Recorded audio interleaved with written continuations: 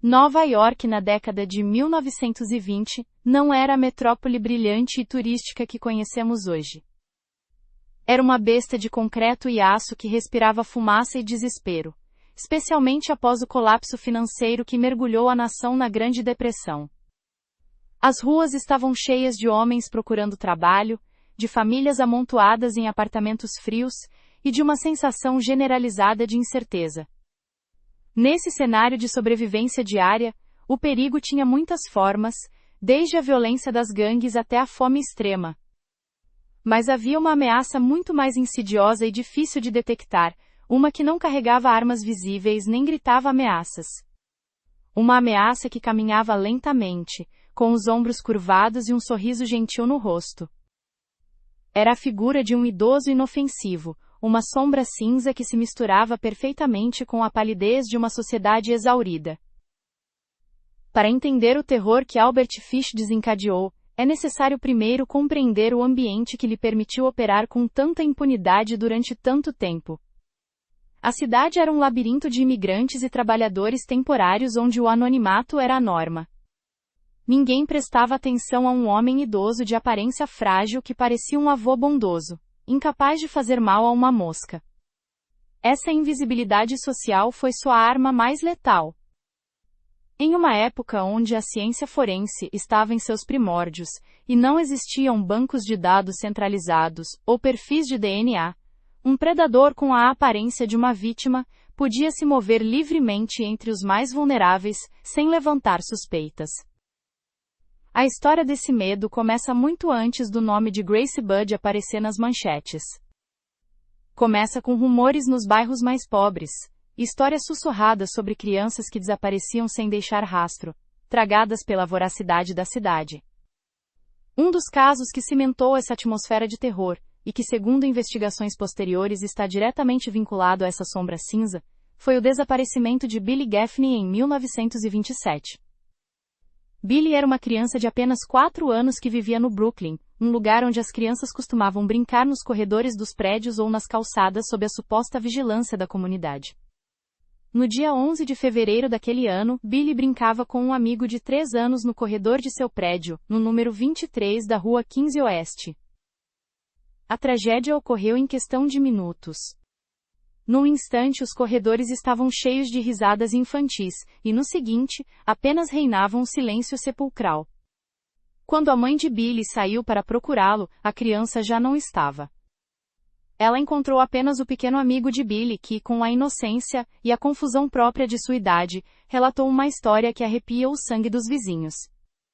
O menino disse que o homem do saco havia levado Billy. Essa figura mítica, utilizada durante gerações para assustar crianças desobedientes, de repente havia adquirido uma forma física e real no patamar de um prédio de apartamentos no Brooklyn. A descrição que se pôde obter do suspeito naquele momento era vaga, mas profundamente inquietante. Falava-se de um homem idoso, magro, com um bigode grisalho desleixado. Um homem que não se destacava, que não chamava atenção. Um homem cinza. A polícia de Nova York, sob uma imensa pressão e com recursos limitados para a época, lançou uma busca massiva. Foram dragadas as águas próximas ao rio, e centenas de suspeitos habituais foram interrogados, além de sótãos e forros serem inspecionados em todo o bairro. Mas de Billy Gaffney não havia nenhum traço. Era como se a terra o tivesse engolido, ou como se essa sombra cinza simplesmente tivesse se dissolvido na névoa contaminada da cidade. Esse evento marcou um ponto de inflexão na psique coletiva dos pais de Nova York. Já não bastava alertar os filhos sobre estranhos de aparência ruim ou agressiva. Agora, o perigo podia vir de alguém que parecia um vizinho, um avô, ou um samaritano piedoso. A figura do predador sexual e serial killer, tal como a entendemos hoje na criminologia moderna, não estava claramente definida na mentalidade popular da época. Falava-se de pervertidos ou de lunáticos, mas a ideia de um sadomasoquista calculador que usava sua própria fragilidade física como isca, era algo que escapava à compreensão da maioria dos detetives e cidadãos. O perfil psicológico de Albert Fish, que seria revelado em detalhes anos mais tarde, ajuda a explicar como ele pôde cometer atos tão atrozes sem levantar suspeitas imediatas. Fish não era um criminoso impulsivo e desorganizado no sentido tradicional, embora seus impulsos internos fossem incontroláveis. Seu método de captação era paciente, suave e meticuloso. Ele apresentava uma fachada de normalidade e piedade religiosa que desarmava qualquer instinto de alerta em suas vítimas adultas. Citava a Bíblia com fervor e falava de redenção e castigo com uma convicção que muitas vezes era confundida com uma devoção sincera. Essa máscara de religiosidade foi fundamental para sua camuflagem. Em uma sociedade que respeitava profundamente a fé, um homem que caminhava com a Bíblia debaixo do braço era automaticamente considerado digno de confiança. É importante observar que isso entra no terreno da análise retrospectiva, mas especialistas modernos sugerem que Fish operava sob um sistema de delírios complexos onde dor e prazer, expiação e pecado estavam irremediavelmente entrelaçados. Para ele, o sofrimento das crianças não era apenas uma fonte de gratificação sexual, mas um ato quase ritualístico. Essa desconexão total com a realidade moral lhe permitia manter uma calma absoluta enquanto cometia seus crimes. Uma calma que o ajudava a evitar ser detectado. Se ele tivesse mostrado nervosismo, suor ou culpa, talvez alguém o tivesse notado. Mas a sombra cinza não sentia culpa. Apenas sentia uma fome voraz que justificava através de suas próprias interpretações distorcidas dos textos sagrados. Durante os anos seguintes ao desaparecimento de Billy Gaffney, a cidade viveu em uma tensão constante. Houve outros incidentes, outras tentativas de sequestro e avistamentos de um estranho idoso rondando parques e áreas de recreação. A polícia recebia relatos dispersos de um homem que oferecia doces ou dinheiro às crianças, mas sempre que as patrulhas chegavam, o homem já não estava mais. A falta de comunicação rápida entre distritos policiais e a ausência total de tecnologia de vigilância permitiam que Fish se movesse de um bairro a outro, e até mesmo de uma jurisdição a outra, reiniciando seu ciclo de caça sem que ninguém pudesse conectar os pontos. A pobreza extrema da Grande Depressão também desempenhou um papel crucial e trágico nessa história. As famílias estavam desesperadas por qualquer ajuda, por qualquer oportunidade de trabalho ou renda extra. Isso fazia com que os pais estivessem, às vezes, mais dispostos a confiar em estranhos que prometiam trabalho ou ajuda para seus filhos. Fish, com sua inteligência predatória, sabia disso e explorava com uma crueldade calculadora. Ele se apresentava não apenas como um idoso inofensivo, mas como um homem com certos recursos. Alguém que poderia oferecer um futuro melhor ou um pequeno trabalho remunerado a uma criança necessitada. Em um mundo onde a fome era uma realidade diária, a promessa de um trabalho ou um pouco de comida era uma isca irresistível tanto para os pais sobrecarregados quanto para as crianças inocentes. A cena do crime nesses casos iniciais era muitas vezes inexistente, porque o crime começava na via pública, à luz do dia, e com uma conversa amigável. Não havia violência inicial, não havia lutas ou gritos. O sequestro ocorria através da manipulação psicológica e do engano. A criança ia de mão dada com seu captor voluntariamente, confiando na autoridade que emanava da idade do idoso. Isso complicava enormemente o trabalho da polícia, uma vez que as testemunhas, se é que havia, não relatavam um sequestro. Simplesmente viam um avô caminhando tranquilamente com seu neto. Essa dinâmica transformou Nova York em um território de caça perfeito para Fish, onde ele podia selecionar suas vítimas com paciência, observando e esperando o momento exato em que a necessidade ou a inocência baixavam a guarda. À medida que a década de 20 chegava ao fim e os 30 começavam, a lenda do Homem do Saco em Nova York havia se solidificado na cultura urbana.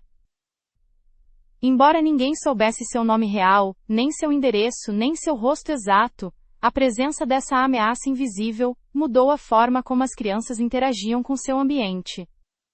Os jogos na rua tornaram-se mais cautelosos, e os olhares dos pais para os desconhecidos tornaram-se mais desconfiados e severos.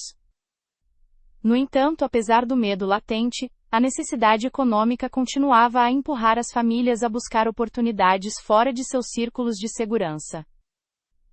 E foi precisamente essa mistura fatal de esperança e necessidade que levaria a família Budd a abrir suas portas para a sombra cinza. O departamento de polícia, sobrecarregado pelo crime organizado e pelos distúrbios sociais da época, tinha arquivados os casos de crianças desaparecidas sob a etiqueta de fugas ou acidentes. Não havia uma unidade dedicada aos assassinos em série porque o conceito nem mesmo existia formalmente. Detetives como William King, que mais tarde desempenharia um papel crucial nessa história, sentiam a frustração de perseguir um fantasma. Sabiam que algo sombrio operava na cidade, uma maldade que não respondia aos motivos habituais de dinheiro ou vingança. Mas sem provas físicas, e sem um padrão claro que pudessem processar com as ferramentas da época, estavam com as mãos atadas. O cenário estava pronto. O predador havia aperfeiçoado sua máscara ao longo dos anos, e a cidade estava suficientemente distraída por sua própria miséria para não ver os dentes do lobo sob a pele do cordeiro. O desaparecimento de Billy Gaffney havia sido um aviso terrível que a sociedade não conseguiu decifrar a tempo. E enquanto a polícia continuava a buscar pistas frias e a perseguir sombras na noite, Albert Fish continuava a caminhar pelas ruas, livre, invisível e faminto. Ele se preparava para o ato que finalmente definiria seu legado de horror e que abalaria os alicerces da sociedade americana, revelando uma verdade incômoda: que os monstros mais terríveis às vezes têm o rosto mais amável e caminham entre nós à luz do dia. A semente do mal raramente germina no vazio, surge de uma combinação tóxica de biologia, ambiente e trauma que se entrelaçam silenciosamente até criar uma tempestade perfeita. No caso da sombra cinza que aterrorizou Nova York, essa tempestade começou a se formar muito antes de ela colocar um pé na cidade, muito antes da Grande Depressão e décadas antes do nome de Grace Budd ser pronunciado. A história de Hamilton Howard Fish, que mais tarde adotaria o nome de Albert, começa em Washington, D.C., em maio de 1870, no seio de uma família onde a loucura não era uma exceção, mas um legado obscuro que corria pelas veias de quase todos os seus membros. Para compreender a magnitude da perturbação mental de Fish, é imperativo olhar para sua árvore genealógica, um documento que se lê mais como um histórico clínico psiquiátrico do que como um registro familiar. Seu pai, Randall Fish, era um homem severo e distante que morreu quando Albert tinha apenas 5 anos, deixando a família em uma situação precária. Mas o verdadeiro peso da herança genética vinha de uma linha de parentes repleta de manias religiosas, alucinações e comportamentos erráticos. Havia tios que morreram confinados em asilos estaduais, irmãos que sofreram diagnósticos de fraqueza mental, e uma mãe que lutava constantemente contra seus próprios demônios visuais e auditivos. Desde seu primeiro suspiro, Albert Fish respirou uma atmosfera onde a realidade e a delírio eram indistinguíveis. No entanto, a biologia foi apenas o primeiro ingrediente deste coquetel macabro. O catalisador que ativou seus impulsos mais sombrios chegou após a morte de seu pai, quando sua mãe, incapaz de sustentar a família, o internou no orfanato de St. John. Este lugar, longe de ser um refúgio, se tornou a escola onde Fish aprenderia as lições que definiriam sua vida, a dor e o castigo. No sistema de orfanatos do final do século XIX, a disciplina era física, brutal e constante. As crianças eram espancadas por infrações mais leves, e foi ali, em meio aos gritos e ao som das correias, onde os circuitos no cérebro em desenvolvimento de Fish se cruzaram de maneira irreversível. Os psiquiatras que o analisaram décadas depois, como o renomado Dr. Frederick Wertham, chegaram à conclusão de que foi nesse ambiente hostil onde nasceu seu masoquismo profundo. Fish não aprendeu a temer a dor como faria qualquer outra criança. Aprendeu a desejá-la. Para uma criança solitária, desconectada emocionalmente e carente de afeto, a dor intensa se tornou a única maneira de sentir algo real, a única validação de sua própria existência. Com o tempo, essa associação se tornou intrinsecamente sexual. O sofrimento, tanto próprio quanto alheio, deixou de ser uma experiência negativa para se tornar a fonte suprema de prazer. Este curto-circuito neurológico e psicológico é a chave fundamental para entender tudo o que viria a seguir. Ele não matava por ódio, nem por raiva, nem por vingança. Matava porque, em sua mente retorcida, a dor era a forma mais elevada de êxtase e comunhão espiritual. Ao sair do orfanato e entrar na vida adulta, Fish tentou colocar a máscara da normalidade. Casou-se em 1988 e teve 6 filhos, trabalhando em diversos ofícios mal pagos como pintor e decorador. Aos olhos de seus vizinhos e conhecidos, era um homem tranquilo, talvez um pouco excêntrico e recluso, mas inofensivo. No entanto, por trás das portas fechadas de sua casa, e nos cantos obscuros de sua mente, a perturbação crescia e mutava como um câncer silencioso. Sua esposa, incapaz de lidar com seu comportamento estranho, eventualmente o abandonou, levando os móveis e deixando-o com as crianças. Um evento que, segundo ele, marcou o início de seu declínio total, mas a realidade documentada sugere que suas práticas aberrantes começaram muito antes daquela ruptura doméstica. É importante ressaltar que isso entra no campo da hipótese psiquiátrica baseada em evidências físicas, mas acredita-se firmemente que durante anos, Fish conseguiu conter seus impulsos homicidas direcionando a violência para si mesmo. Seu corpo se tornou um mapa vivo de sua própria loucura. Ele praticava a autoflagelação com escovas de pregos até sangrar, queimava a pele e se introduzia objetos pontiagudos em sua própria carne.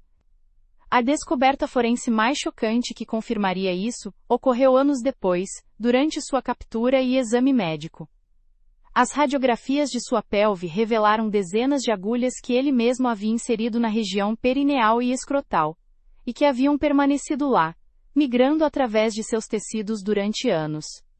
Suportar esse nível de dor crônica e infecção constante sem se abalar demonstra uma tolerância física e uma desconexão mental, que o tornavam quase inumano. Mas o masoquismo tem um limite, e na mente de um predador progressivo, a fantasia eventualmente exige mais. Exige interação, exige controle, exige uma vítima externa. Não se sabe com certeza absoluta quando ele cruzou a linha de se ferir a si mesmo para ferir os outros, já que muitos de seus crimes iniciais se perderam na falta de registros centralizados da época. No entanto, suas próprias confissões posteriores pintam um quadro de horror que se estende por vários estados e décadas. Fish afirmou ter começado a sequestrar e abusar de crianças muito antes de chegar à velhice, utilizando sua aparência inofensiva como seu melhor disfarce. Um dos primeiros crimes que lhe são atribuídos, embora nunca tenha sido provado em tribunal devido à antiguidade do caso e à falta de corpos, ocorreu supostamente em Delaware no início do século. Fish relatou com uma frieza impressionante como atraía crianças com deficiências mentais ou de famílias extremamente pobres e marginalizadas. Crianças que a sociedade já havia esquecido antes de desaparecerem. Essa seleção de vítimas não era casualidade. Demonstrava uma astúcia predatória calculada. Ele sabia que a polícia não gastaria recursos procurando um menino órfão de cor ou um fugitivo com a mesma intensidade que procuraria uma criança de uma família branca abastada. Essa compreensão intuitiva das falhas e preconceitos do sistema social foi o que lhe permitiu operar por tanto tempo nas sombras, invisível para a justiça. Durante a década de 1910 e os anos 20, Fish viajou constantemente. Seu trabalho itinerante como pintor lhe permitia se deslocar de cidade em cidade sem levantar suspeitas. Em cada parada, seu ritual se repetia. Observava os parques, os terrenos vazios e as favelas. Buscava a vulnerabilidade, a solidão. Em suas confissões, falou de um incidente em particular onde amarrou uma criança em uma casa abandonada e a submeteu a torturas durante dias antes de deixá-la ir. Esse padrão de capturar, torturar e às vezes liberar era parte de seu jogo psicológico. Ele desfrutava do poder absoluto de decidir quem vivia e quem morria, quem sofria e quanto. Existe uma faceta de seus primeiros crimes que é ainda mais sombria e que o vincula a seus delírios religiosos profundos. Fish começou a acreditar que seus atos eram mandatos divinos ou formas necessárias de expiação. Lia a Bíblia vorazmente, encontrando nos textos do Antigo Testamento sobre sacrifícios e castigos, uma justificação perversa para suas atrocidades. Vi-se como um instrumento de Deus, um Abraão moderno encarregado de purificar as crianças através do sofrimento. Essa mistura de sadismo sexual e fanatismo religioso criou uma barreira impenetrável contra a culpa. Para ele, não estava cometendo crimes horríveis, estava cumprindo uma missão sagrada. Isso o tornava infinitamente mais perigoso do que um criminoso comum que sabe que está fazendo algo errado e teme ser pego. Fish não temia o juízo humano, porque acreditava estar cumprindo uma lei superior. À medida que envelhecia, sua aparência física começou a se deteriorar, o que paradoxalmente jogou a seu favor de uma maneira macabra. Seu cabelo ficou grisalho, seus ombros se encurvaram, e seu rosto adquiriu aquela expressão de avô bondoso e cansado, que resultaria fatal para Grace Budd e tantos outros. Mas sob essa pele enrugada, a força de sua obsessão não havia diminuído. Ao contrário, havia se refinado e concentrado. Ele já não era o jovem impulsivo que lutava contra seus demônios. Agora era um idoso que havia feito as pazes com eles, que os havia convidado a sentar-se à sua mesa, e que aceitara seu papel como um monstro necessário, em um mundo caído. O contexto histórico dos loucos anos 20, seguido pela queda na Grande Depressão, forneceu o pano de fundo ideal para sua escalada criminal. Enquanto o país celebrava o jazz e o progresso, e depois chorava a pobreza e o desemprego, Fish se movia nas margens, invisível. Nos anos anteriores ao caso Budd, a polícia de Nova York e dos estados circundantes tinha arquivos cheios de relatos de crianças desaparecidas.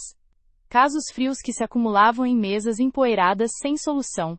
Ninguém ligava a esses incidentes dispersos. Ninguém imaginava que um único homem pudesse ser responsável por tanto sofrimento geograficamente disperso. A falta de comunicação entre as agências policiais estaduais foi o melhor aliado de Fish, permitindo-lhe deixar um rastro de dor, sem deixar um rastro de evidência. É crucial entender que antes de Grace Budd cruzar seu caminho, Fish já era um assassino e predador consumado com décadas de experiência. Ele havia aperfeiçoado seus métodos de atração até transformá-los em uma arte sombria. Havia aprendido quais frases funcionavam melhor com os pais desconfiados, e quais promessas iluminavam os olhos das crianças famintas. Havia aprendido a ler a linguagem corporal, a identificar a necessidade e o desespero em uma multidão. Sua origem já havia ficado muito atrás no tempo. A perturbação inicial do orfanato se tornara sua forma de vida, sua normalidade. Quando Albert Fish chegou à casa dos Budd em 1928, não era um iniciante nervoso, era um mestre do engano no auge de sua carreira criminal. Trazia consigo todo o peso de sua história. O trauma do orfanato, a loucura de seu sangue, as agulhas incrustadas em sua carne e a lembrança de dezenas de vítimas anteriores. Tudo oculto atrás de um sorriso suave, um bigode grisalho e um terno barato. A família Budd não tinha nenhuma chance contra ele, porque não estavam lidando simplesmente com um homem maligno, mas com o resultado final de 50 anos de evolução de uma psicopatia perfeita. O cenário estava pronto para que o destino da pequena Grace fosse selado, mas para entender o horror específico daquele domingo de maio, precisamos explorar os detalhes de como ele conseguiu enganar toda uma família sob seu próprio teto, e como a inocência se encontrou cara a cara com a maldade absoluta sem reconhecê-la até que fosse tarde demais. A tragédia muitas vezes bate à porta com os nós suaves da oportunidade. Para a família Budd, residentes no número 406 da Rua 15 Oeste em Manhattan, o destino não chegou com uma foice nem com estrondos, mas com um anúncio no jornal e um idoso gentil que prometia um futuro melhor.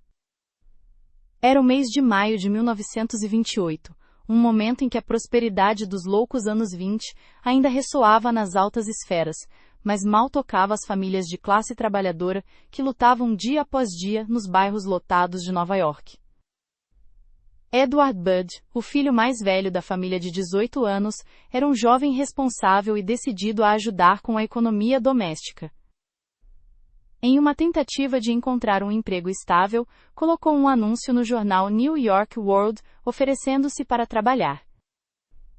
Ele não sabia que aquelas poucas linhas impressas em tinta barata atuariam como um farol para o monstro que espreitava nas sombras da cidade.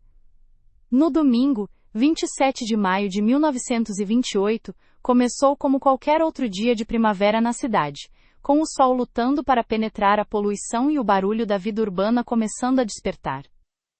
No entanto, alguns dias antes, um homem havia respondido ao anúncio de Edward. Ele se apresentou no apartamento dos Budd como Frank Howard, um fazendeiro de Farmingdale, Long Island. A aparência desse homem era a definição da inofensividade. Vestia um terno gasto mas limpo, tinha cabelos grisalhos, um bigode caído e olhos que pareciam transmitir uma bondade cansada. Sua voz era suave, quase hipnótica, enquanto descrevia sua fazenda, as vacas, o ar fresco, e a necessidade de um jovem forte como Edward, para ajudá-lo nas tarefas do campo. Para os pais de Edward, Delia e Albert Budd, esse homem era uma resposta às suas orações. Não apenas oferecia um trabalho para seu filho, mas prometia tirá-lo do ambiente viciado da cidade e levá-lo para o campo, um lugar que na imaginação popular da época representava saúde e moralidade. Frank Howard falava de salários justos e de um ambiente familiar. Sentou-se à mesa deles, compartilhou sua comida e ouviu suas histórias. Era o avô perfeito que todos teriam desejado ter. Ninguém podia suspeitar que por trás daquela máscara de fazendeiro amigável se escondia Albert Fish, o predador que já caçava há décadas e que via a família Budd não como pessoas, mas como peças em um tabuleiro de xadrez macabro. Durante essa primeira visita, algo mudou na dinâmica do predador. Embora inicialmente tivesse ido atrás de Edward, seus olhos se fixaram na filha mais nova da família, Grace Budd. Grace tinha 10 anos, era uma menina vivaz, de olhos brilhantes e sorriso fácil, a alegria da casa.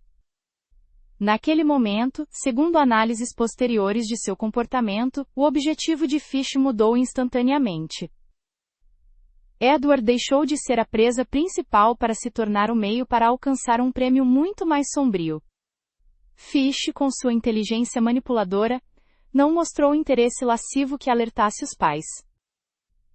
Pelo contrário, mostrava o interesse de um idoso carinhoso que sente falta de seus próprios netos. No domingo, 27, Fish voltou ao apartamento dos Budd para concretizar os detalhes do emprego de Edward. Mas trouxe consigo uma história diferente. Disse que precisava ir a uma festa de aniversário na casa de sua irmã, no próximo condado de Westchester, e que não poderia levar Edward para a fazenda até mais tarde. Foi então que lançou o anzol, com uma naturalidade que gela o sangue ao se recordar. Olhou para Grace e sugeriu que a menina poderia acompanhá-lo à festa. Disse que haveria outras crianças, bolo, sorvete e flores. Pintou um quadro irresistível para uma menina de 10 anos que passava seus dias entre o asfalto e o tijolo cinza de Manhattan. A manipulação psicológica foi magistral. Fish sabia que se pedisse para levar a menina sozinha sem um pretexto socialmente aceitável, os pais se recusariam. Mas ao enquadrar como uma festa infantil na casa de sua irmã, uma mulher respeitável segundo seu relato, e já tendo estabelecido uma relação de confiança e paternidade com a família, o pedido parecia não apenas razoável, mas generoso. Delia e Albert Budd hesitaram por um momento. Era sua pequena, e entregá-la a um homem que acabaram de conhecer, por mais gentil que fosse, ia contra o instinto natural de proteção. Mas Fish insistiu suavemente, prometendo cuidar dela como se fosse de seu próprio sangue, e garantindo que a traria de volta cedo naquela mesma noite para que pudesse ir à escola no dia seguinte. Grace, animada com a perspectiva de uma festa, presentes e doces, suplicou para ir. Vestiu seu melhor vestido, um vestido branco que sua mãe havia preparado com esmero, talvez pensando em sua futura primeira comunhão, ou nos domingos de igreja. Esse vestido branco se tornaria um símbolo duradouro da inocência traída neste caso. A imagem de Grace se vestindo, alheia ao destino que a aguardava, é um dos momentos mais desoladores dessa crônica. Os pais, vencidos pela amabilidade do idoso e pela ilusão de sua filha, concordaram. Deram a Fish um pouco de dinheiro para o trem, embora ele insistisse que não era necessário, reforçando sua imagem de benfeitor. A saída do apartamento foi uma cena que se repetiria nos pesadelos da família Budd pelo resto de suas vidas. Grace saiu de mãos dadas com Frank Howard sorrindo e se despedindo de seus pais e de seu irmão Edward. Desceram as escadas do prédio e saíram para a Rua 15. Os vizinhos os viram passar, um idoso caminhando devagar e uma menina saltitante ao seu lado, confiante e feliz. Não havia coação, não havia medo. Era um sequestro à luz do dia, executado sem armas e sem violência visível, apenas com o poder da mentira e a vulnerabilidade da confiança humana. A viagem de trem em direção ao condado de Westchester deve ter sido uma experiência estranha para Grace. Afastando-se da segurança de seu bairro, vendo como os prédios davam lugar a áreas mais verdes e abertas. Fish, segundo sua própria confissão posterior, manteve a fachada durante o trajeto. Conversava com ela, apontava coisas pela janela, mantinha viva a ilusão da festa. Mas em sua mente, a contagem regressiva havia começado. A irmã e a festa não existiam. O destino não era uma casa cheia de crianças e bolos, mas uma casa vazia, conhecida como Wisteria Cottage, que Fish havia localizado previamente. Um lugar isolado, perfeito para o que sua mente doente havia planejado desde o momento em que viu Grace na cozinha dos Budd. Enquanto isso, no apartamento da Rua 15, a tarde avançava. No princípio, a família estava tranquila, imaginando Grace se divertindo.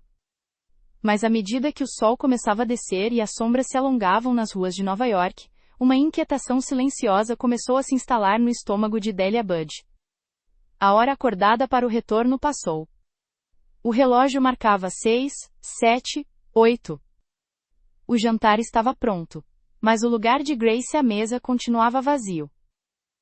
Edward, sentindo uma culpa crescente por ter sido elo de ligação com esse homem, descia a rua para olhar, esperando ver a figura do idoso e da menina dobrando a esquina.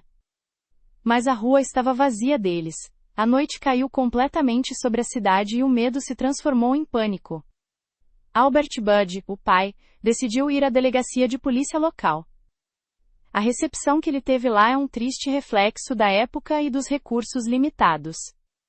Os oficiais de plantão ouviram sua história com certo ceticismo. Um idoso gentil, uma festa de aniversário, um possível atraso no trem. Disseram-lhe que provavelmente havia se feito tarde, que a menina estava bem, que esse Frank Howard parecia um homem respeitável, e que certamente apareceriam pela manhã.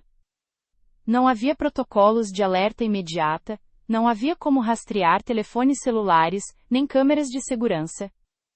A polícia não viu um crime em andamento, viu pais preocupados exagerando uma situação doméstica. Naquela noite, na casa dos Budd, ninguém dormiu. Cada barulho na escada, cada voz na rua, fazia seus corações saltarem. A mãe rezava, o pai andava de um lado para o outro, e Edward relembrava uma e outra vez cada palavra que havia trocado com um homem que se fazia passar por Frank Howard. Começaram a perceber as lacunas em sua história. Não sabiam seu endereço exato em Farmingdale. Não sabiam o sobrenome de sua irmã. Não tinham nada além de um nome que poderia ser falso, e a imagem de um rosto gentil que agora, na escuridão da incerteza, começava a parecer mais uma máscara sinistra. O que a família não sabia, e o que a polícia demoraria muito a compreender, é que Grace nunca chegaria à fazenda de Long Island. Naquele mesmo momento, enquanto seus pais esperavam em agonia, o destino de Grace já havia sido selado em uma casa solitária em Westchester. A festa havia sido a mentira final. A inocência de Grace se encontrou com a depravação absoluta de um homem que havia convertido a dor em sua religião. O desaparecimento de Grace Budd não foi apenas o rapto de uma menina, foi o começo de uma das buscas mais longas e frustrantes na história criminosa de Nova York. É importante ressaltar que isso entra no terreno da reconstrução histórica, mas pode-se inferir que a confiança de Grace nos adultos foi a arma que Fish usou contra ela. Na sociedade de 1928, as crianças eram ensinadas a obedecer e respeitar os mais velhos. A ideia de que um adulto pudesse querer fazer-lhes mal de uma maneira tão atroz era inconcebível para uma mente infantil. Fish explorou esse contrato social não escrito até suas últimas consequências. Grace não gritou nem correu porque não sabia que estava em perigo, até que fosse irremediavelmente tarde. Na segunda-feira de manhã, a realidade golpeou com toda a sua força. Grace não havia retornado. Frank Howard desaparecera. A polícia, agora um pouco mais alerta, mas ainda sem compreender a magnitude do horror, começou a tomar notas formais. Mas a pista estava fria antes de começar. O nome Frank Howard não aparecia nos registros de Farmingdale. A descrição do idoso era genérica. Nova York era uma cidade de milhões de habitantes, e Grace Budd era apenas mais uma menina em uma lista crescente de desaparecidos. No entanto, ao contrário de outros casos que se apagavam no esquecimento, o desaparecimento de Grace Budd deixaria uma ferida aberta na família e no detetive que eventualmente tomaria o caso como uma cruzada pessoal. O silêncio que se seguiu àquele domingo 27 de maio duraria anos. Um silêncio pesado, carregado de perguntas sem resposta e de uma dor que corroía a alma dos Budd. Eles não sabiam que o monstro estava livre, saboreando seu crime, e que um dia, impulsionado por sua própria loucura e arrogância, romperia esse silêncio da maneira mais cruel imaginável. Mas, por enquanto, restava apenas a espera, o quarto vazio de Grace e o vestido branco que nunca voltou para casa. A sombra cinza havia cumprido sua promessa de levar a dor e transformá-la em prazer, deixando para trás uma trilha de destruição que levaria 6 anos para ser descoberta. O tempo é um carrasco silencioso para as famílias dos desaparecidos. Para os Budd, os dias se tornaram semanas, as semanas em meses e os meses em anos, tecendo um sudário de incerteza que asfixiava lentamente qualquer esperança. Desde aquele domingo de maio de 1928, até novembro de 1934, passaram-se 6 longos anos. 6 anos em que a cadeira de Grace permaneceu vazia na mesa da cozinha.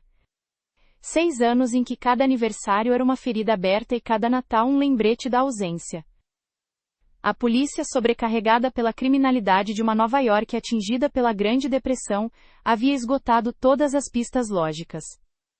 O nome de Frank Howard acabou sendo um fantasma, uma identidade falsa que se dissolveu no ar tão rápido quanto havia aparecido. Durante este período de silêncio, a família Budd se desmoronava internamente sob o peso da culpa e da dúvida. Edward, o irmão mais velho que havia trazido o monstro para casa, carregava uma responsabilidade que nenhum jovem deveria suportar. Perguntava uma e outra vez se havia algum sinal que passou despercebido, algum brilho estranho nos olhos do idoso, alguma inflexão em sua voz que deveria ter lhe alertado.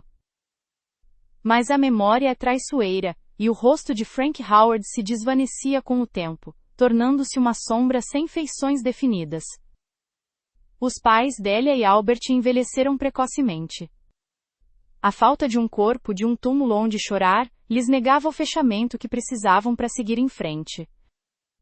Viviam nesse limbo cruel, onde a mente às vezes brinca de acreditar que Grace poderia estar viva, talvez retida em algum lugar, talvez com amnésia, talvez feliz naquela fazenda imaginária. A investigação policial havia entrado no que tecnicamente se conhece como um caso frio. Os arquivos acumulam poeira, os detetives são realocados para crimes mais recentes e a urgência pública desaparece. No entanto, no fundo desse impasse, havia uma figura que se recusava a esquecer. O detetive William King, da Divisão de Pessoas Desaparecidas, mantinha o arquivo de Grace Budd em sua mesa, não no arquivo. King sentia que este caso era diferente. Não era uma simples fuga nem um sequestro por resgate fracassado. Havia uma maldade intrínseca, uma escuridão particular na forma como o idoso havia manipulado toda a família. King sabia que o predador ainda estava lá fora, e temia que voltasse a atacar, ou pior ainda, que já estivesse fazendo isso sem que ninguém ligasse os pontos. Então, quando a esperança parecia ter morrido completamente, e a resignação havia se instalado na casa dos Budd, o destino decidiu romper o silêncio da maneira mais brutal e grotesca imaginável. foi no dia 11 de novembro de 1934. O correio chegou como qualquer outro dia, trazendo contas e notícias irrelevantes. Mas entre os envelopes comuns havia um dirigido especificamente à Sra. Delia Budd. Não tinha remetente claro, e a caligrafia era trêmula, angulosa, própria de uma mão envelhecida ou doente. Ao abrir o envelope, Delia não encontrou um pedido de resgate nem uma nota de condolências. O que encontrou foi uma missiva que passou para a história da criminologia como um dos documentos mais perturbadores já escritos por uma mente humana. A carta não apenas confirmava a morte de Grace, mas detalhava com uma frieza clínica e um orgulho sádico os últimos momentos da menina e o destino final de seus restos. O conteúdo da carta é tão atroz que sua leitura completa costuma ser censurada, mas para compreender a psicologia de Albert Fish, é necessário abordar a natureza do que escreveu. Fish não escrevia para pedir perdão. Ele escrevia para reviver o prazer de seu crime, e para infligir uma nova tortura à mãe de sua vítima. Começou falando de um tema aparentemente desconectado, a fome na China e o consumo de carne humana em tempos de desespero. Com uma prosa quase acadêmica, descrever como a carne de crianças era considerada uma iguaria em certas culturas, sob condições extremas. Essa introdução servia para preparar o terreno, para justificar o injustificável dentro de sua própria lógica retorcida. Então, a carta dava uma reviravolta pessoal e devastadora. O autor confessava ser o homem que levou Grace. Descrevia com precisão arrepiante a viagem à casa vazia no condado de Westchester, aquela suposta festa de aniversário. Relatou como Grace colheu flores no jardim, confiante e feliz, enquanto ele a observava da janela, planejando o momento exato para a atacar. A descrição da morte de Grace foi direta e brutal, eliminando qualquer esperança que a família pudesse ter nutrido sobre uma vida oculta ou um sequestro prolongado. Mas o horror não terminou com o assassinato. O que se seguiu no texto foi a confissão explícita de canibalismo. Fish detalhou como desmembrou o corpo da pequena, e como ao longo de 9 dias, cozinhou e consumiu partes de sua carne. Descreveu o sabor, a textura e a satisfação que sentia ao fazê-lo. Escreveu frases que se cravariam como punhais no coração de uma mãe, afirmando que sua carne era doce e tenra. Não havia arrependimento em suas palavras, apenas a jactância de um predador que se sentia intocável, superior às leis dos homens e de Deus. A carta terminava sem assinatura, mas a maldade que emanava de cada traço era uma assinatura em si mesma. O impacto desta carta na família Budd foi cataclismático. Edward, ao ler as palavras que descreviam o destino de sua irmã, caiu em um estado de choque e fúria. A confirmação de que o homem amável a quem confiara Grace era um monstro canibal, destroçou o pouco que restava de sua paz mental. Dele a mãe, colapsou. A dor da incerteza foi substituída pelo horror da certeza. Já não havia dúvidas, Grace não voltaria. E seu final havia sido um pesadelo que desafiava toda compreensão. No entanto, em sua arrogância e em seu desejo de causar dor, Albert Fish cometeu um erro fatal. Um erro que o detetive William King havia estado esperando por 6 anos. Fish, crendo-se mais esperto que a polícia, havia utilizado um envelope que tinha à mão. Um envelope aparentemente anônimo, sujo e velho. Mas King, com seu olho treinado e sua obsessão pelo detalhe, notou algo na aba traseira do envelope. Havia um emblema, quase imperceptível, um pequeno logotipo impresso que o assassino não considerou importante, ou que talvez pensou que passaria despercebido. O emblema pertencia à New York Private Chauffeurs Benevolent Association, a associação benéfica de choferes privados de Nova York.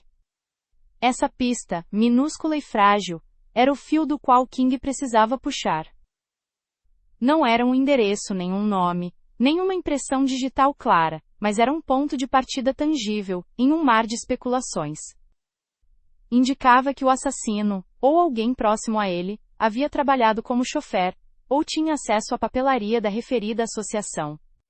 A análise da carta também revelou outros detalhes forenses que, embora rudimentares pelos padrões atuais, foram cruciais na época.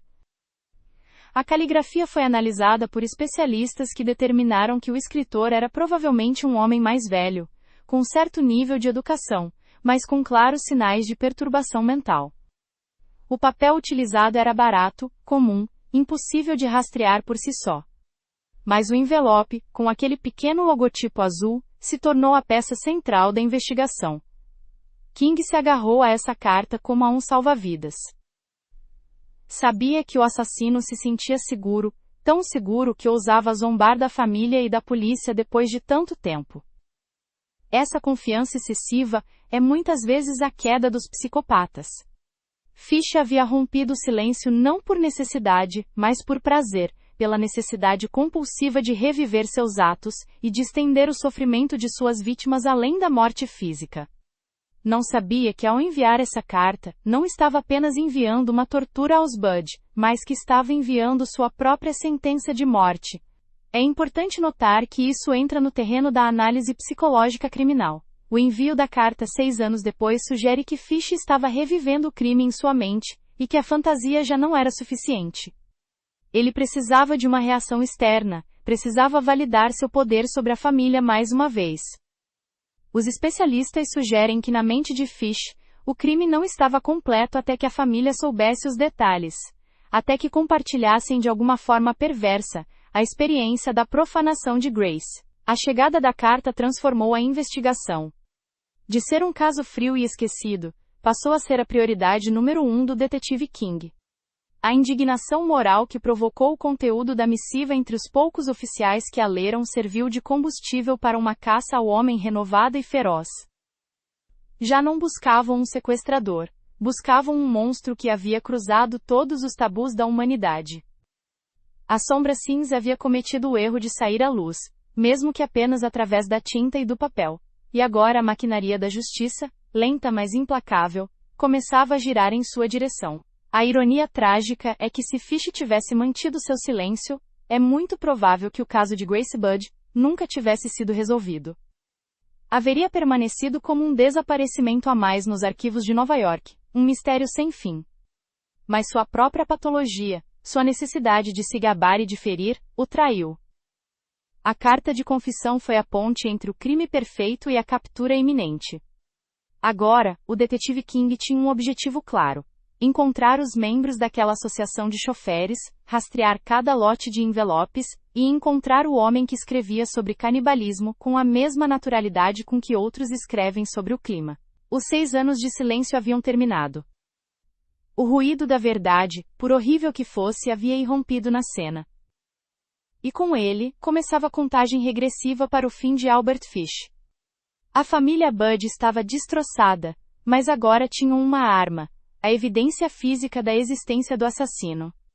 O jogo do gato e do rato estava prestes a entrar em sua fase final, uma fase onde a perseverança de um detetive se confrontaria com a astúcia de um dementado nas ruas frias de uma cidade que clamava por vingança. Nos anais da história criminal de Nova York, há nomes de detetives que ressoam por sua astúcia técnica ou por sua força bruta, mas o nome de William King ocupa um lugar especial reservado para aqueles que transformam a justiça em uma cruzada pessoal. William King não era um homem jovem quando a carta do canibal chegou às suas mãos. Era um veterano experiente, um homem que tinha visto o pior que a humanidade tinha a oferecer nas ruas de uma cidade que nunca dormia e que raramente perdoava. No entanto, o caso de Grace Budd havia se alojado sob sua pele como uma lasca infectada, lembrando-o a cada dia que o mal absoluto não só existia, mas andava livre, zombando da lei e da decência humana. Para King, capturar a Sombra Cinza não era mais uma questão de salário ou de dever profissional, era uma necessidade moral, uma obsessão que consumia suas horas de sono e amargava seu café matinal. A carta de confissão, com sua caligrafia trêmula e seu conteúdo de pesadelo, foi o combustível que reacendeu o fogo de uma investigação que todos os outros haviam dado como morta. Enquanto seus colegas liam o texto com repulsa e arquivavam mentalmente como obra de um louco inencontrável, King viu naquele envelope sujo a única oportunidade real que teriam jamais. O pequeno emblema impresso na aba traseira, as iniciais da Associação Benéfica de Motoristas Privados de Nova York, se tornou sua bússola em um mar de escuridão. King sabia que o diabo está nos detalhes, e esse detalhe, minúsculo e quase invisível ao olho não treinado, era o erro fatal que a arrogância do assassino tinha lhe proporcionado. A investigação que se seguiu foi um testemunho da paciência e tenacidade da velha guarda policial. Não havia computadores que cruzassem dados em milissegundos, nem bancos de dados nacionais de impressões digitais conectados em rede. Tudo tinha que ser feito a pé, batendo as portas, revisando arquivos empoeirados e conversando com pessoas que muitas vezes não queriam ser incomodadas. King começou sua peregrinação na sede da Associação de Motoristas. Seu objetivo era simples, mas titânico: encontrar quem tinha acesso àqueles envelopes específicos. A associação contava com centenas de membros, e a ideia de interrogar a cada um deles parecia uma tarefa impossível para um homem só. Mas King não tinha intenção de desistir. Ao entrevistar o presidente da associação e o pessoal administrativo, King descobriu um dado crucial que reduziu drasticamente o campo de busca. Os envelopes com aquele emblema específico não eram de uso geral para todos os membros.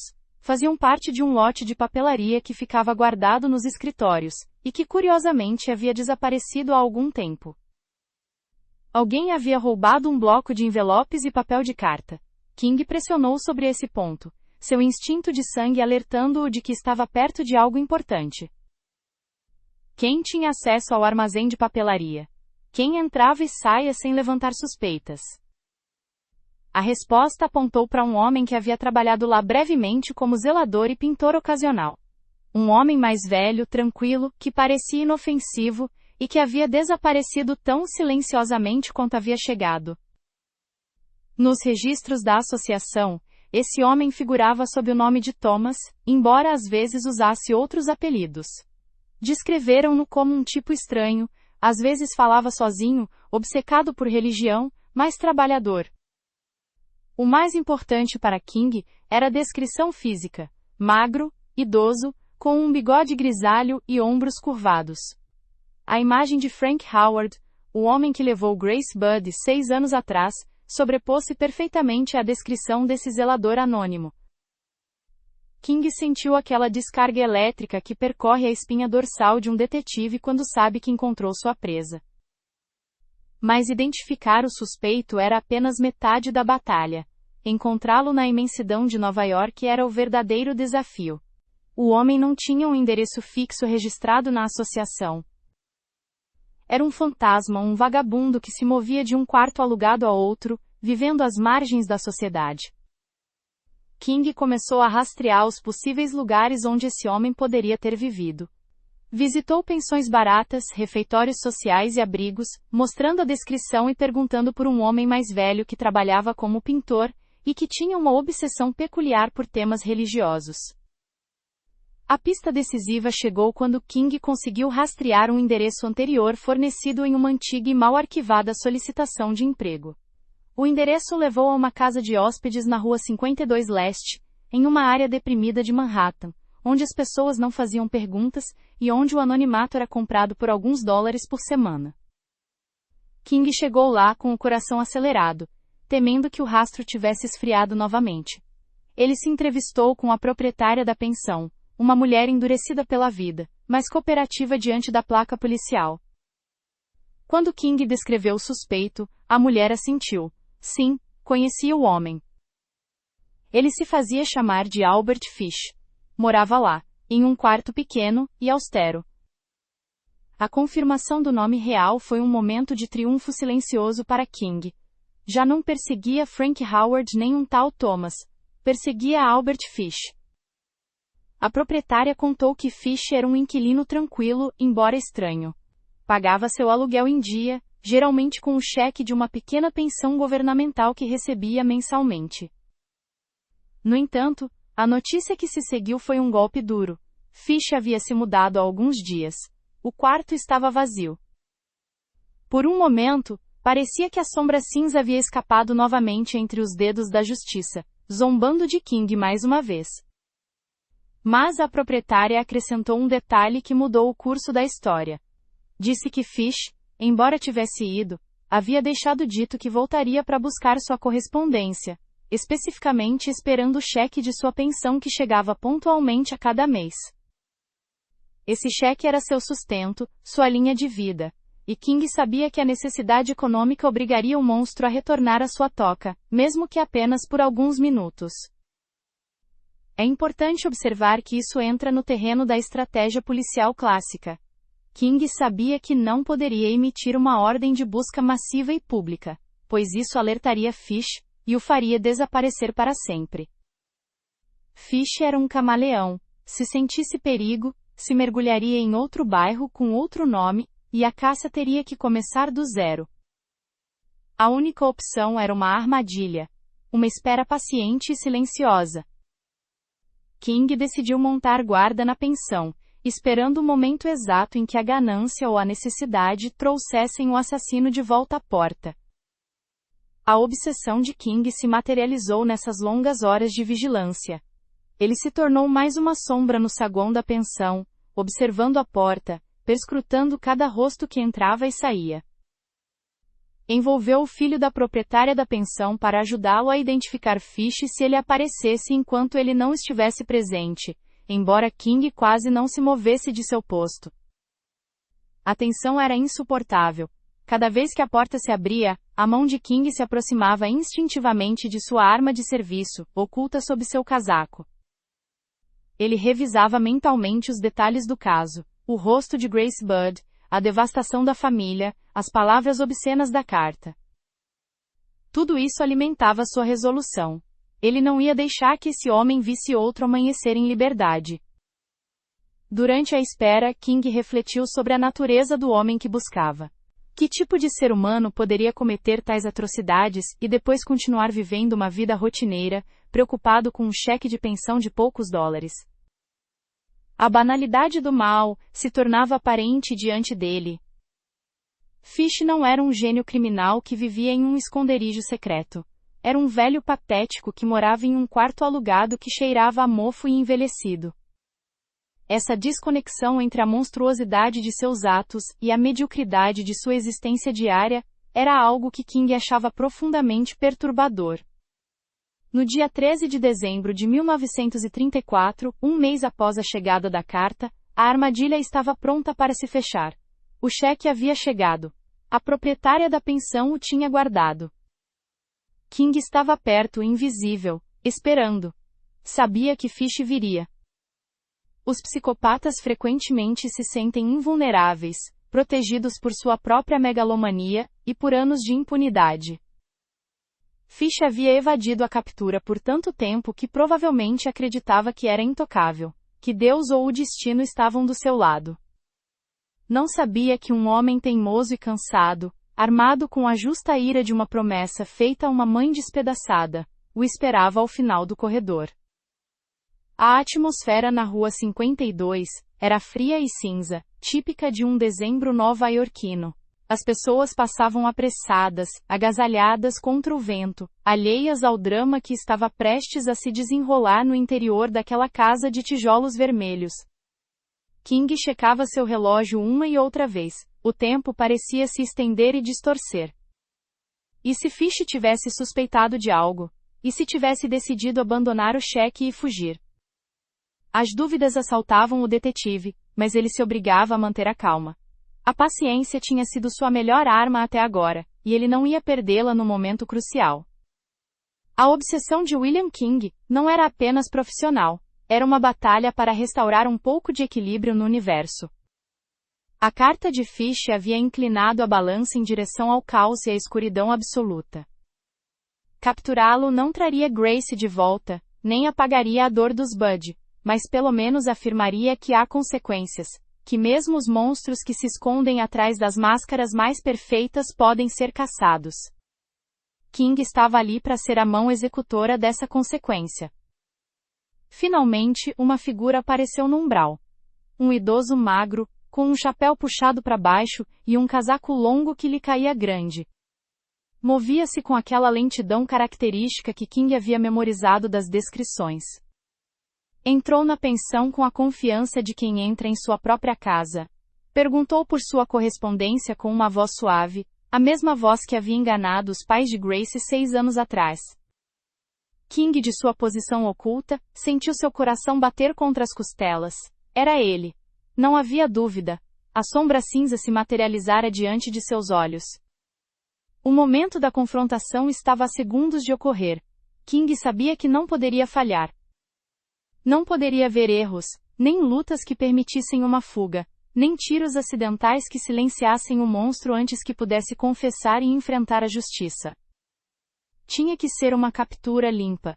Tinha que olhar em seus olhos e ver se encontrava algum vestígio de humanidade neles. A obsessão do detetive William King estava prestes a culminar em um encontro que passaria para a história, o momento em que a lei finalmente colocou suas mãos sobre o vampiro do Brooklyn. O 13 de dezembro de 1934 amanheceu com o céu de chumbo característico do inverno novaiorquino, uma laje cinza que parecia esmagar os edifícios e congelar os ânimos. Na rua 52 Leste, o burburinho da cidade era sentindo amortecido, como se o destino estivesse prendendo a respiração diante do que estava para acontecer. O detetive William King esperava há horas na pensão, camuflado na rotina do local, transformado em uma estátua de paciência e nervos de aço. O ar dentro do edifício cheirava a tabaco rançoso, a comida barata e a umidade, o perfume da pobreza e do anonimato que Albert Fish escolhera como seu manto protetor. Para King, cada minuto que passava era uma eternidade, em que se misturavam o medo de que Fish não aparecesse e a ânsia de colocá-lo em suas mãos. A proprietária da pensão, nervosa mas colaboradora, tinha o envelope com o cheque da pensão governamental guardado como se fosse um tesouro explosivo. Aquela pequena folha de papel era a isca. King sabia que a mente de Fish funcionava com uma lógica pragmática e retorcida. O assassino podia prescindir de muitas coisas, mas não do dinheiro que lhe permitia manter sua independência e financiar seus pequenos vícios. A avareza e a necessidade eram as únicas fraquezas humanas que o detetive podia explorar com segurança. Enquanto esperava, King revia mentalmente o perfil do homem com quem estava prestes a se confrontar. Não esperava um criminoso robusto ou armado com metralhadoras como os gangsters da época. Esperava um fantasma, uma sombra que se esgueirava pelas frestas do sistema. Por volta das 4 da tarde, a porta principal da pensão se abriu. A luz pálida da rua se infiltrou por um instante no vestíbulo escuro, recortando a silhueta de um homem. Era ele. Não havia dúvida alguma. Albert Fish entrou com passos lentos, arrastando ligeiramente os pés, com aquela postura curvada que o fazia parecer inofensivo e vulnerável. Usava um chapéu de feltro gasto e um casaco longo que havia visto dias melhores. À primeira vista era a imagem viva da desolação e da velhice, um avô esquecido pelo mundo. Mas King sabia olhar além. Viu a tensão em suas mãos, o olhar alerta que escaneava o ambiente antes de relaxar. Viu o predador oculto sob a pele de cordeiro. Fish se dirigiu à proprietária e perguntou por sua correspondência com voz suave e educada. Nesse instante, King saiu de seu esconderijo. Não houve gritos dramáticos, nem sirenes. Foi um movimento rápido e decisivo. O detetive se aproximou de Fish, fechando a distância antes que o idoso pudesse reagir. Quando King pronunciou seu nome, a reação de Fish não foi a de um homem inocente surpreso, mas a de um animal encurralado que instintivamente busca se defender. Sua mão direita disparou em direção ao bolso de seu casaco com uma velocidade surpreendente para alguém de 64 anos. King, antecipando uma resistência violenta, agarrou o braço de Fish e o torceu com força profissional. Houve um breve, mas intenso, forcejeu. Fish tinha uma força nervosa antinatural, nascida de anos de trabalho manual, e de uma resistência à dor que beirava o sobre-humano.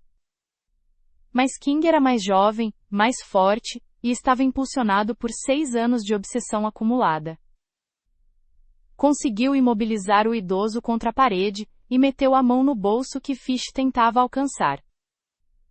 O que extraiu de lá confirmou que a precaução havia sido vital. Uma lâmina de barbear afiada como um bisturi. Se King tivesse hesitado um segundo, aquele encontro poderia ter terminado em um banho de sangue no vestíbulo da pensão. Com as algemas finalmente fechadas ao redor dos pulsos de Fish, o ambiente mudou. A adrenalina do momento físico deu lugar a uma estranha calma. Fish parou de lutar instantaneamente. Seu rosto, que segundos antes mostrava uma careta de concentração selvagem, voltou a se compor em uma máscara de indiferença serena. Olhou para King não com ódio, mas com uma curiosidade vazia. O detetive se identificou formalmente, mencionando o caso de Grace Budd e a carta enviada. Esperava uma negação, gritos de inocência ou confusão fingida. Em vez disso, recebeu um silêncio que era em si mesmo uma confissão. Fish não parecia assustado pela polícia, parecia mais bem incomodado por ter sido interrompido em sua rotina. O traslado para a delegacia foi uma viagem surrealista. King estava sentado ao lado do monstro que havia perseguido em seus pesadelos. De perto, Fish cheirava a velho e a sujo, mas havia algo mais, uma aura de perturbação que emanava dele. Durante o trajeto, Fish começou a falar. Não eram as palavras de um homem que teme a cadeira elétrica, mas as de alguém que se sente estranhamente validado pela atenção. Quando King lhe perguntou diretamente se ele era o homem que havia levado Grace Budd, Fish não titubeou.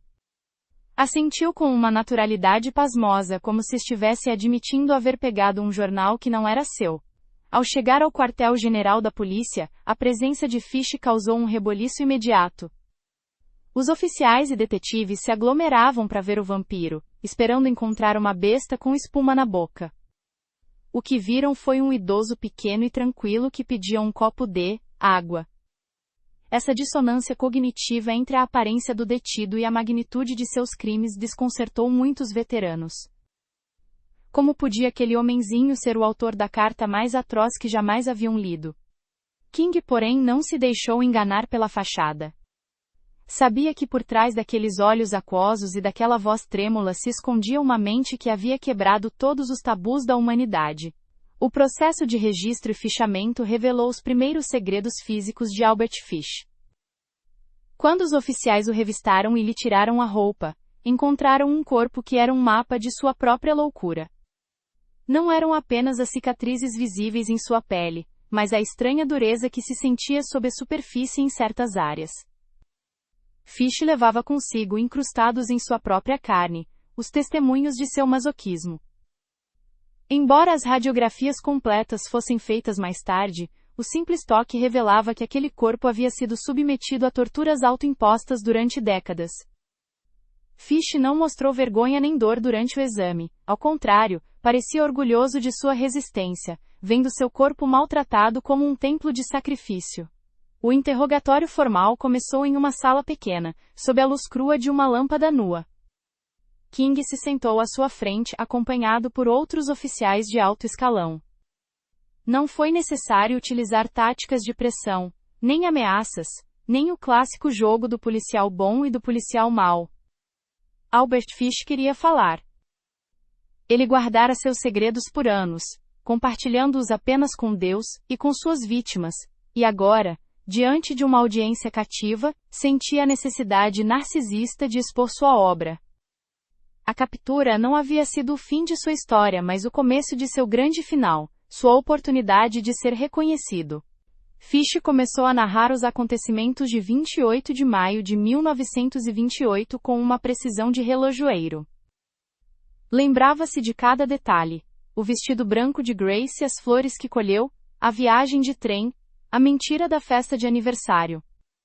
Corrigiu os detetives em datas e locais, insistindo na exatidão de seu relato. Não havia remorso em sua voz, nem um ápice de empatia pela menina ou por seus pais. Falava do sequestro como quem descreve um projeto laboral bem-sucedido. Para King, ouvir aquela voz monótona relatar a enganação à família Budd foi uma prova de resistência mental. Teve vontade de saltar sobre a mesa e silenciar o monstro, mas sabia que deveria deixá-lo falar, que cada palavra era um prego a mais em seu caixão. Durante esse primeiro interrogatório, Fish também revelou a profundidade de seus delírios religiosos. Não via seus atos como crimes vulgares, mas como mandatos bíblicos distorcidos. Citava passagens do Antigo Testamento sobre o sacrifício de crianças, comparando-se a figuras patriarcais que deviam provar sua fé através do sangue. Essa mistura de sadismo e fervor religioso era o que lhe permitia dormir pelas noites. Em sua mente ele não era um assassino, era um instrumento de uma vontade superior, um mártir incompreendido que carregava o pecado do mundo através da dor que infligia e recebia. A notícia da captura correu como pólvora pela cidade de Nova York. Os jornalistas se aglomeraram nas escadas da delegacia, os flashes estouravam e as manchetes se preparavam para gritar o horror ao mundo. O monstro de Brooklyn caiu, o assassino de Grace Budd capturado. Mas dentro da sala de interrogatórios o mundo exterior não existia. Só existiam King e Fish, o caçador e a presa, envolvidos em uma dança macabra de perguntas e respostas.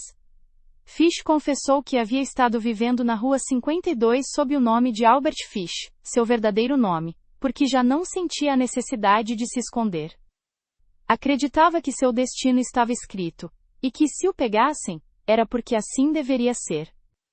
Chegou a perguntar, com uma curiosidade quase infantil, se o levariam para a cadeira elétrica.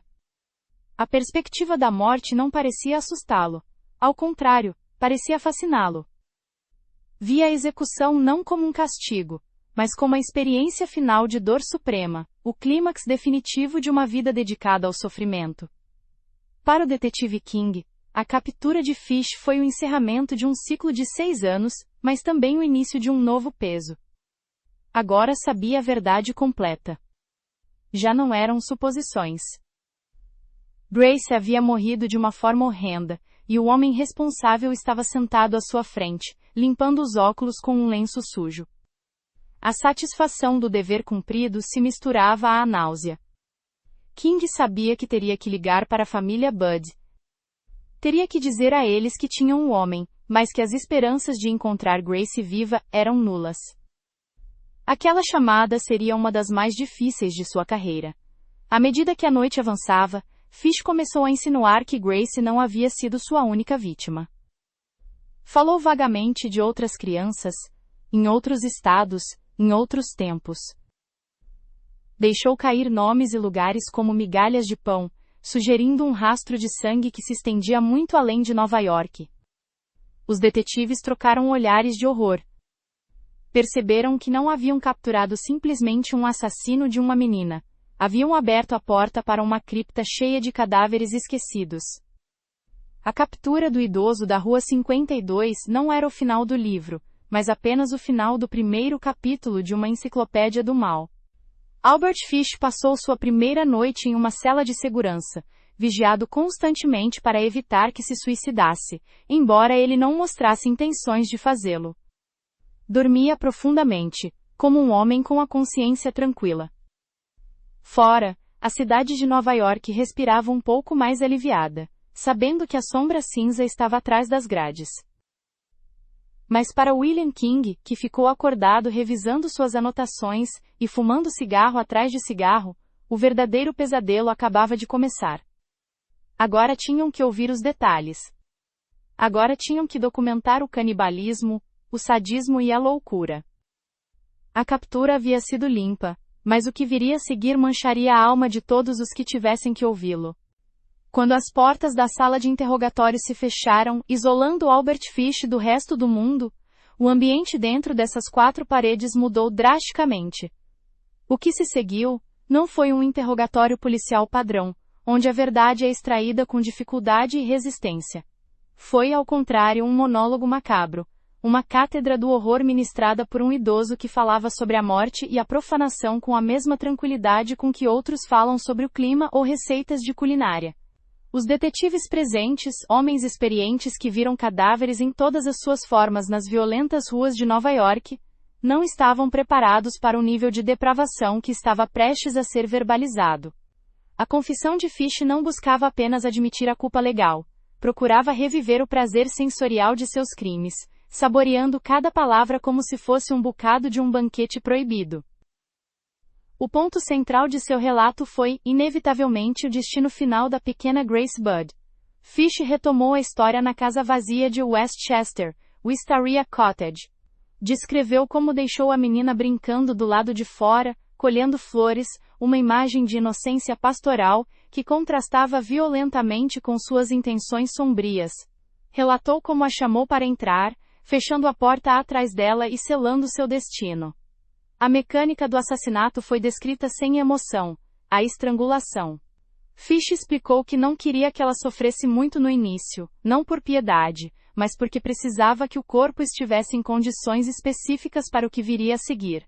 Afirmou que Grace morreu virgem, um detalhe em que insistiu com uma estranha obsessão puritana, alegando que isso era vital para sua própria justificativa moral e religiosa.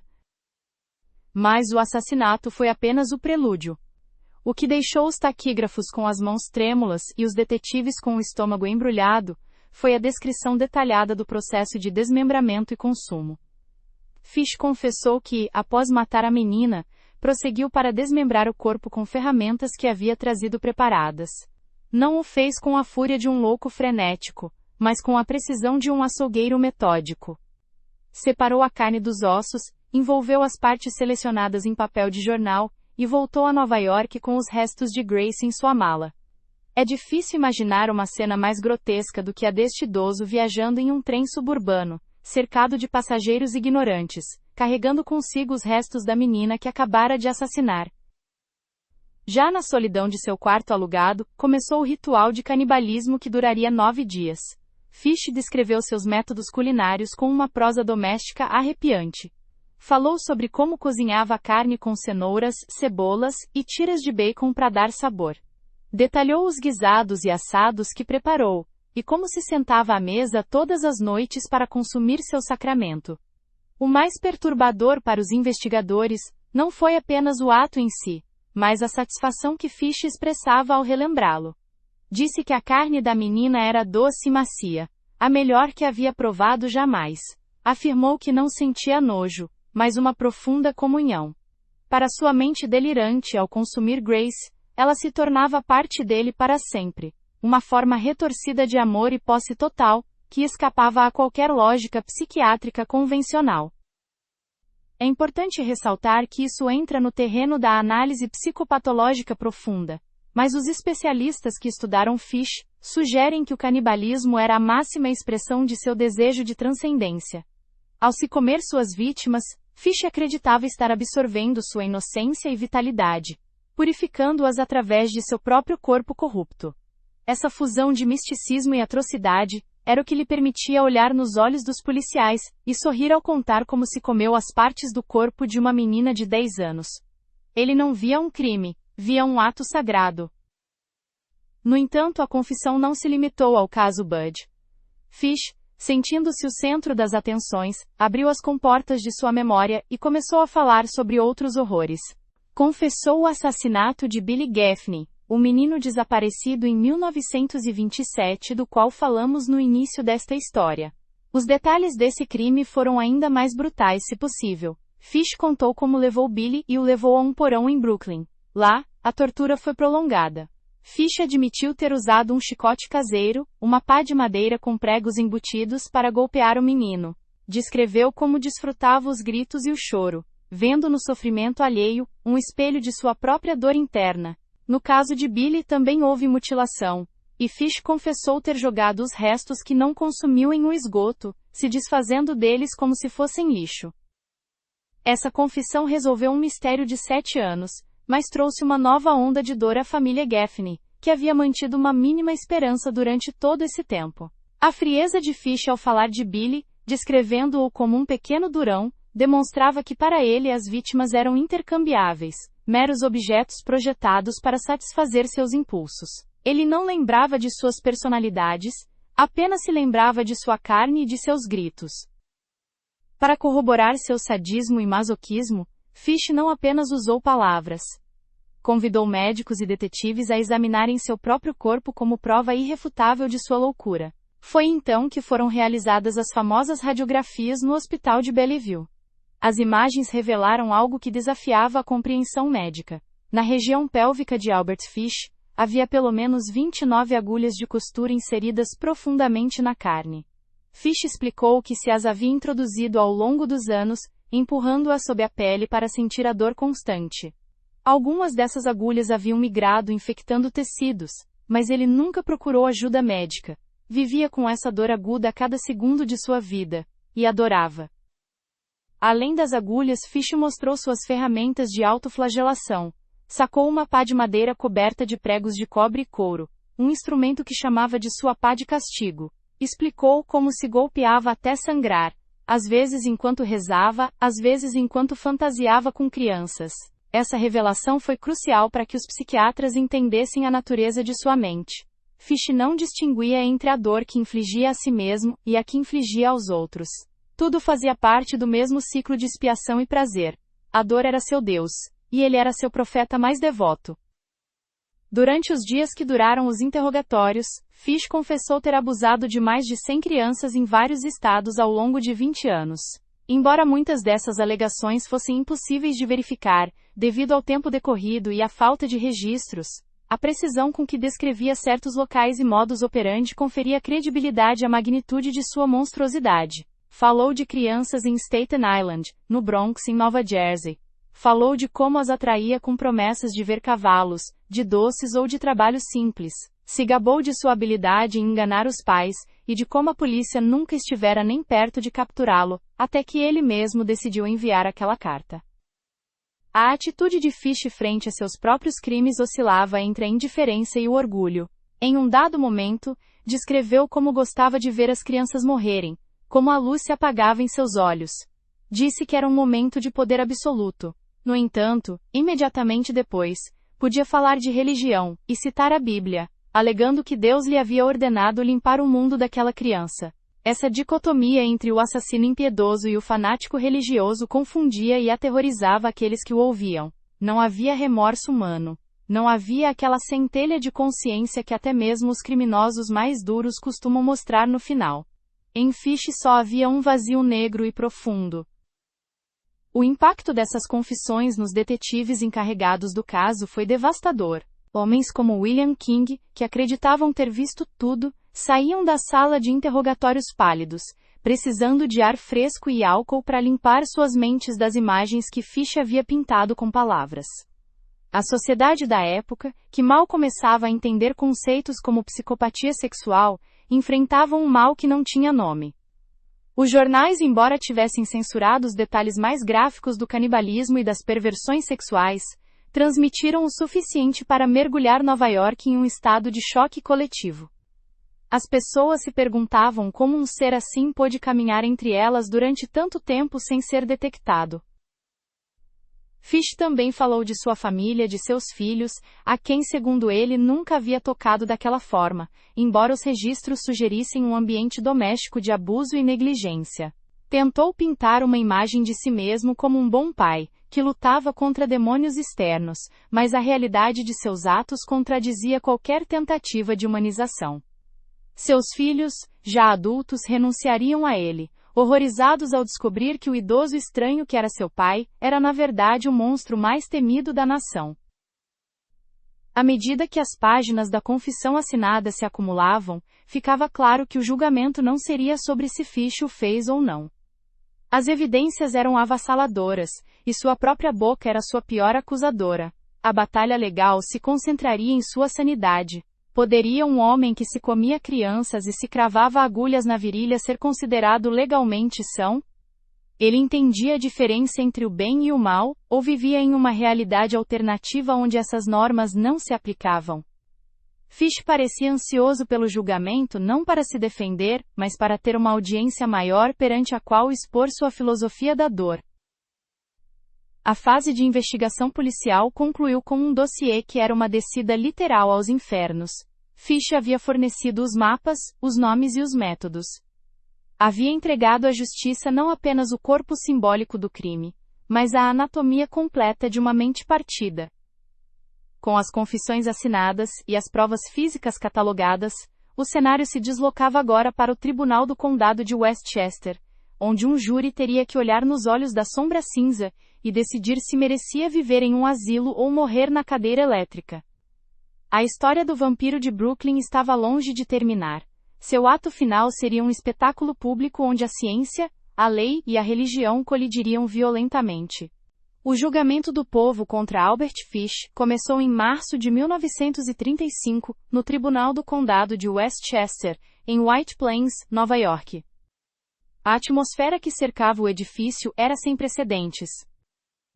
Jornalistas de todo o país se reuniram como abutres, ansiosos por transmitir os detalhes escabrosos de um caso que misturava religião, canibalismo e abuso infantil. O público, fascinado e horrorizado em partes iguais, lutava para conseguir um assento na galeria. No entanto, quando o acusado entrou na sala, houve um murmúrio de incredulidade. Não viram um monstro rugindo nem uma besta selvagem. Viram um idoso frágil de 65 anos, com cabelo grisalho penteado para trás e uma expressão de confusão senil. Parecia o tipo de homem que alimenta pombas no parque, não aquele que desmembrava crianças. Essa dissonância visual foi o primeiro obstáculo que a promotoria teve que superar: convencer o júri de que por trás dessa fachada de vovô inofensivo se escondia o próprio diabo. A defesa de Fish, liderada pelo advogado James Dempsey, tinha uma estratégia clara e única: a loucura. Não tentaram negar os fatos. Com as cartas de confissão, os restos encontrados e a própria admissão do acusado, negar os crimes teria sido absurdo. Em vez disso, Dempsey apostou tudo para demonstrar que Albert Fish estava legalmente insano, que sua mente estava tão quebrada e distorcida, que não podia distinguir entre o bem e o mal. Para isso, a defesa trouxe ao tribunal uma série de psiquiatras eminentes, entre eles o Dr. Frederick Wertham, que mais tarde escreveria extensivamente sobre o caso. O testemunho do Dr. Wertham foi um dos momentos mais impactantes do julgamento. Descreveu Fish não como um criminoso comum, mas como um espécime psiquiátrico único. Falou de seus delírios religiosos, de como Fish acreditava que Deus lhe falava e o ordenava punir crianças para purificá-las. Explicou o conceito de coprofagia e masoquismo extremo que definia a existência do acusado. Mas a prova principal da defesa não foram as palavras e sim as imagens. Foram mostradas ao júri as radiografias da pelve de Fish. Na sala escura, as placas iluminadas revelaram as dezenas de agulhas incrustadas em sua carne, brilhando como pequenas estrelas de dor auto-infligida. O júri ficou atônito. Era uma prova física irrefutável de que o homem sentado no banco dos réus não agia como um ser humano normal. Quem, em sã consciência, viveria com agulhas cravadas na virilha por prazer? No entanto, a promotoria, liderada pelo implacável promotor de justiça Albert Gallagher, tinha um argumento muito mais pragmático e letal. A lei de Nova York na época, baseada nas regras de Manhattan, estabelecia que para ser declarado inimputável por loucura, o acusado deveria ser incapaz de entender a natureza e qualidade de seus atos, ou não saber que o que fazia era errado. Gallagher argumentou brilhantemente que, independentemente das perversões e delírios de Fish, ele sabia perfeitamente que seus atos eram ilegais. Por que então ele enganou os pais de Grace com um nome falso? Por que levou a menina para uma casa isolada em outro condado? Por que escondeu os restos e limpou a cena do crime? O planejamento, a enganação e o ocultamento eram provas de uma mente calculadora, não de uma mente perdida na loucura. Fish sabia que a sociedade condenava seus atos, e por isso os realizava em segredo. Durante o transcurso do julgamento, o comportamento de Albert Fish foi tão perturbador quanto os próprios crimes. Sentava-se em sua cadeira com uma calma absoluta. Às vezes parecia entediado, às vezes divertido. Disse que enchia os bolsos com doces que lhe passavam os curiosos e que ouvia os relatos de seu canibalismo com uma atenção crítica, como se estivesse avaliando a precisão de uma biografia. Quando foram lidas as partes mais gráficas de sua carta à Sra. Budd, Fish não desviou o olhar envergonhado. Ao contrário, seus olhos brilhavam com uma intensidade que muitos descreveram como inumana. Ele desfrutava de ser o centro das atenções, desfrutava de reviver o horror diante de uma audiência cativa. Para ele, o julgamento não era uma punição, mas a culminação de sua obra-prima. O confronto entre a psiquiatria e a lei foi feroz. Os médicos diziam que ele estava louco, a lei dizia que ele era malvado. Gallagher pintou Fish como um predador sádico que usava a religião como desculpa, não como causa. Argumentou que permitir que Fish fosse para um asilo seria uma zombaria da justiça e da memória da pequena Grace. O júri, composto por homens de família, teve que pesar as evidências científicas de uma mente doente contra a evidência moral de um ato imperdoável. A imagem do vestido branco de Grace e os detalhes de seu desmembramento pesaram mais do que qualquer diagnóstico clínico. Após 10 dias de julgamento, o caso foi entregue ao júri. A deliberação foi rápida, durando apenas 1 hora. Quando retornaram à sala, o veredicto foi unânime: culpado de assassinato em 1º grau. O juiz não hesitou ao proferir a sentença. Albert Fish deveria morrer na cadeira elétrica. A reação de Fish diante de sua condenação à morte passou para a lenda negra da criminologia. Ele não chorou, não suplicou, não desmaiou. Segundo testemunhas, seus olhos se iluminaram e um sorriso torto apareceu em seus lábios. Mais tarde, ele declararia que a ideia da cadeira elétrica o fascinava. Ele a via como a dor suprema, a experiência final de masoquismo que procurou a vida toda. Disse com uma frieza que congela o sangue: que alegria morrer na cadeira elétrica. Será o tremor supremo, o único que ainda não provei. Fish foi transferido para a prisão de Sing Sing para aguardar sua execução no corredor da morte. Durante os meses de espera, foi um prisioneiro modelo. Lia sua Bíblia, comia com apetite e dormia profundamente.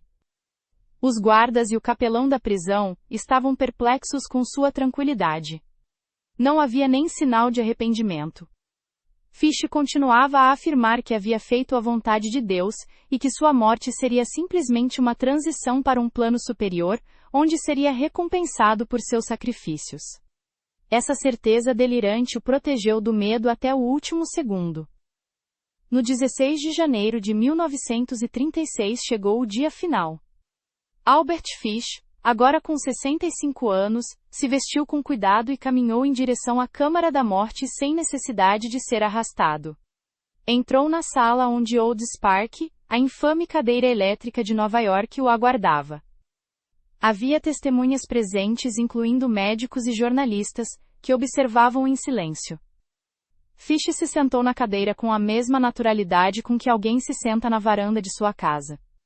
Ele até ajudou o carrasco Robert Elliott a colocar os eletrodos em sua perna, subindo a calça para facilitar o trabalho.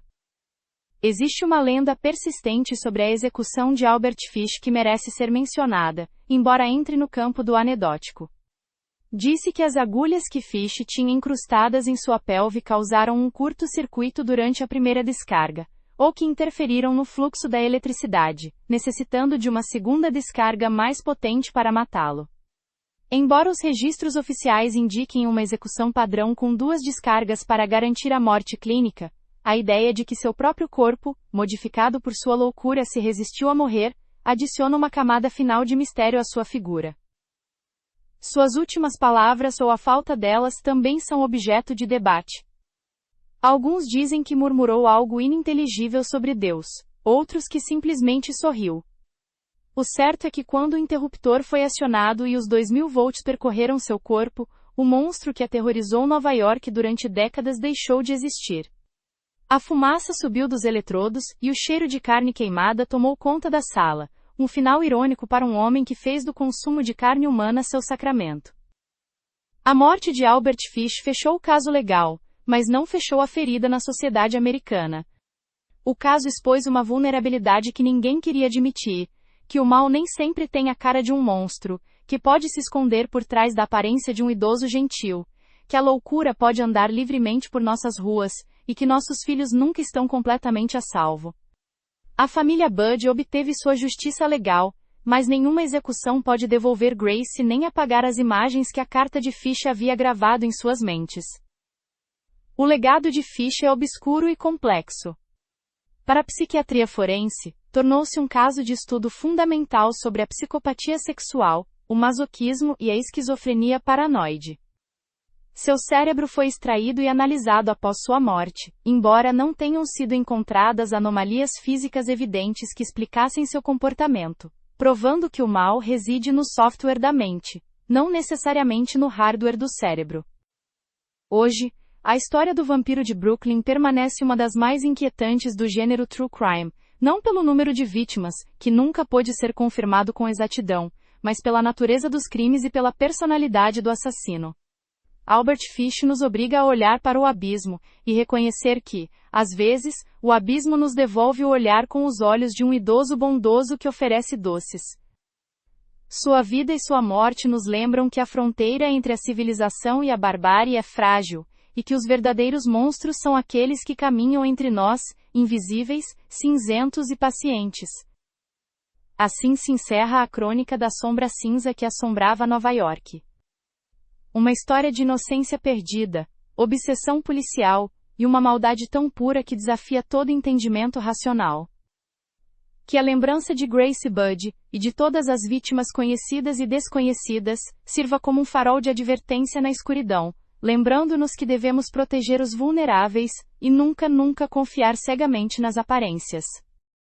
Se você valoriza análises objetivas e aprofundadas de crimes reais, inscreva-se no canal, ative o sino de notificações e deixe o seu like para apoiar nosso trabalho.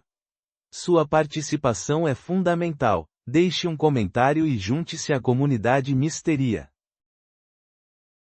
E assim encerramos o expediente de Albert Fish, o vampiro do Brooklyn. Olhamos nos olhos da loucura em sua forma mais pura e antiga, nas ruas cinzentas de uma Nova York deprimida.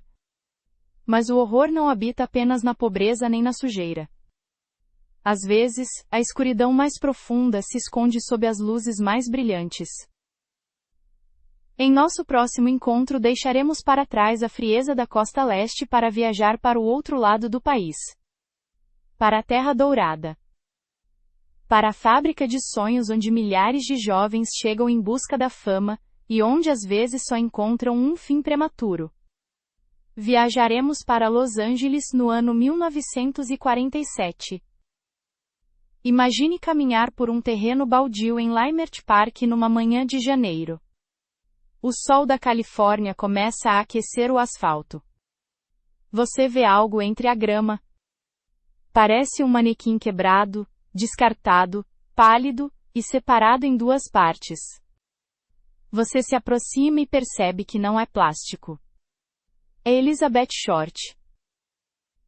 O caso que abordaremos a seguir é a mãe de todos os mistérios não resolvidos dos Estados Unidos. Faremos referência a uma jovem aspirante à atriz eternamente conhecida como a Dália Negra. Um crime que não foi apenas um assassinato, mas uma encenação macabra e cirúrgica. Um corpo drenado de sangue, cortado com precisão médica na cintura, e com um sorriso grotesco esculpido em seu rosto de orelha a orelha. Quem era realmente Elizabeth?